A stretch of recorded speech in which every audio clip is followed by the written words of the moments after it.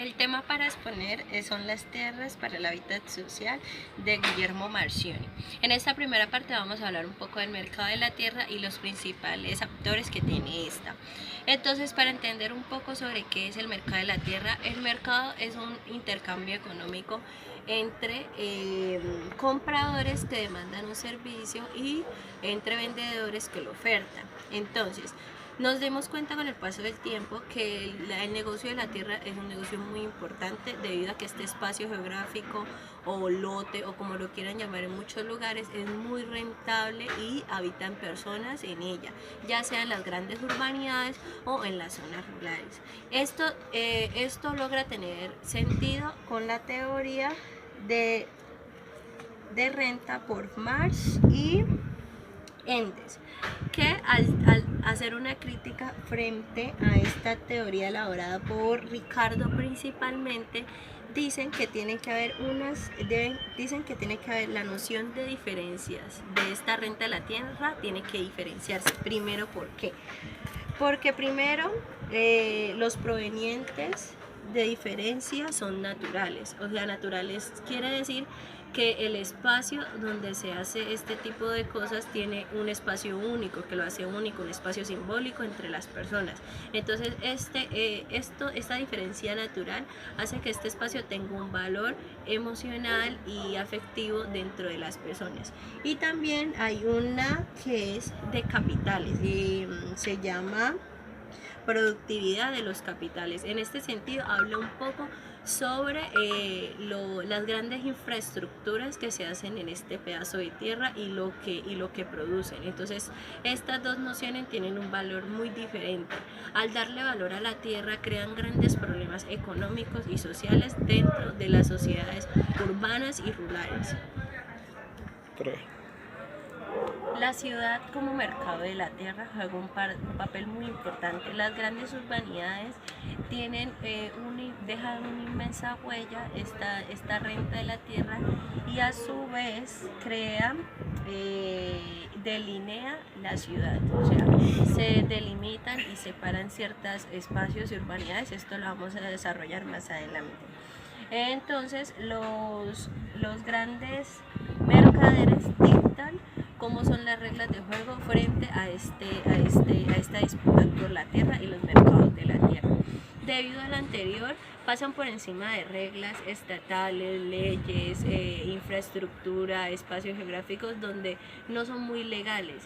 Y estos espacios no son regulados. Por esta razón uno ve muchas urbanidades donde habitan personas donde no pueden estar, muy lejos, no acceden a los servicios que muchas personas adquieren cuando están muy cerca de la urbanidad. O sea, hay muchas irregularidades y no hay esa ayuda estatal que regule este tipo de cosas. Por eso en las grandes urbanidades la división de la tierra hace que la división social se plasme aún más. ¿Por qué? Porque se crean muchos estratos, mucha diferencia de personas al estar cerca y al estar lejos de las grandes urbanidades. Entonces, esto demuestra un gran desorden que explota y hace que tengamos muchas consecuencias. Un gran ejemplo de esto es América Latina debido a los desórdenes de las grandes urbanidades y la regulación que no ha tenido esta. Este problema en general y radica es que no tienen una regulación y los grandes mercaderes de estas prácticas no tienen límites ni estándares.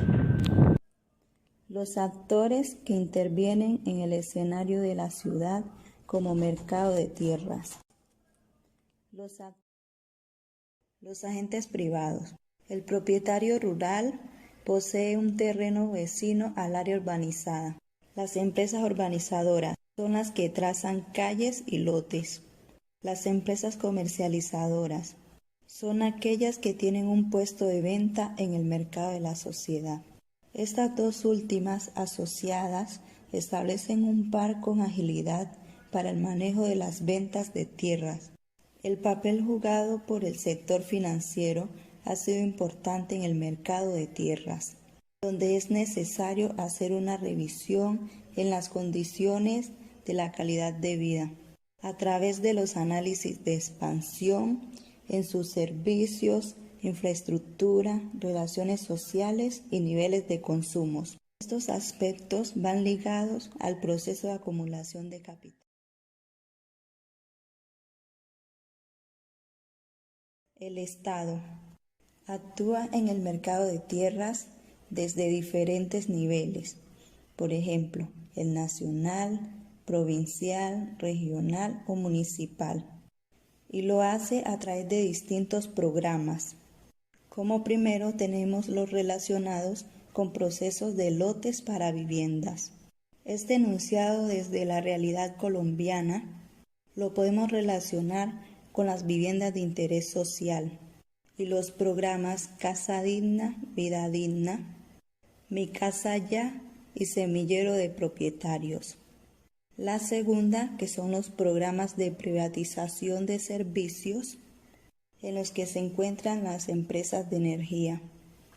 En Argentina, el Estado actúa controlando el territorio urbano y rural en las zonas de grandes extensiones cordilleranas, de montes y de esteros, ya que son áreas que están libres y que servirían para el despliegue de inversiones basadas en la extranjerización. El comprador pertenece al sector popular y no es consciente de su rol de actor en el escenario urbano de mercado de las tierras, pero es a él a quien se le orientan las publicitadas ofertas. El pueblo no siempre está visto como un actor en el ámbito de las interrelaciones de la ciudad. También define áreas del crecimiento urbano. En ocasiones, al apoderarse de las tierras, son llamados intrusos, cuando en realidad están obteniendo por cuenta propia lo que le corresponde recibir del Estado por derechos constitucionales e internacionales. Al abordar las problemáticas de tierras con sectores populares, se debería trabajar por un derecho de los más desprotegidos social y económicamente, y por un derecho sobre la tenencia segura de las tierras.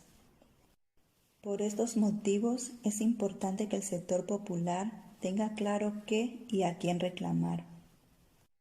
La inseguridad y la falta de respaldo legal sobre el dominio de las tierras habitadas permite un bajo amparo de algunas leyes que realizan prácticas incorrectas sobre nuestros ciudadanos. Ocurre a menudo que algunos pobladores o grupos que integran una manzana, un loteo o un barrio comienzan a pagar impuestos sin tener solución a nada, ni siquiera a la situación sobre las tierras. Con estas maneras de actuar, los pobladores persiguen el objetivo de sentirse incorporados al sistema, porque el sector popular sabe y tiene en su memoria colectiva que estuvo siempre sujeto a las políticas y programas de desalojo.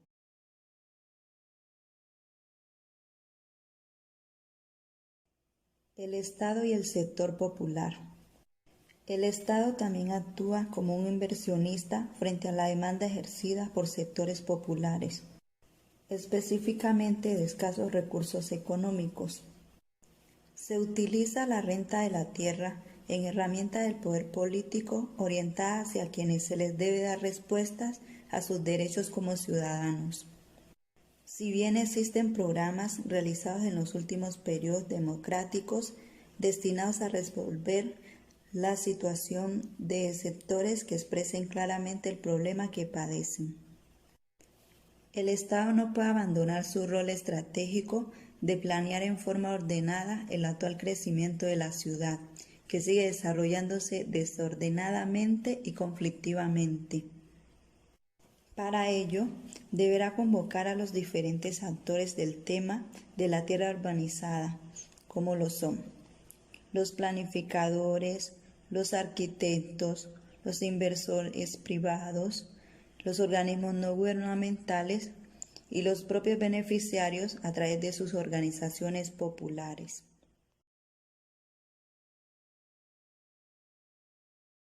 Bueno, con lo que acaba de decir la compañera, dentro del estado de la regulación del mercado y otras intervenciones, encontramos lo que es la función social de la tierra.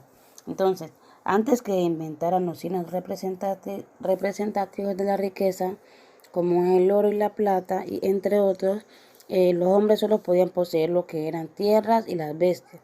Entonces, cuando los herederos de estas tierras, fueron creciendo, los pobres sin haber perdido nada al cambiar todo en torno a ellos, solo ellos no podían ser cambiados. Entonces los pobres fueron obligados a recibir y arrebatarles toda la subsistencia que ellos ya habían tenido por los ricos. Entonces, y de ahí empezó a nacer lo que es la dominación, la violencia y lo que son los robos. Entonces de aquí viene lo que surge la intervención del Estado con la necesidad de resolver el conflicto y distribuir las riquezas y permitir al pueblo el acceso a los derechos internacionales, también para internacionales vinculando a la tierra. Entonces también tenían derecho como a la vivienda, al hábitat, al trabajo y un debate, y también había un debate para que estas personas pobres pudieran ingresar a la ciudad. Entonces, el Estado implementa unas acciones, unas leyes y unas políticas públicas que regulan el uso de la tierra y establecen unos límites sobre las propiedades privadas. Entonces, todas esas acciones tocan el interés individual de los propietarios en favor de los intereses colectivos.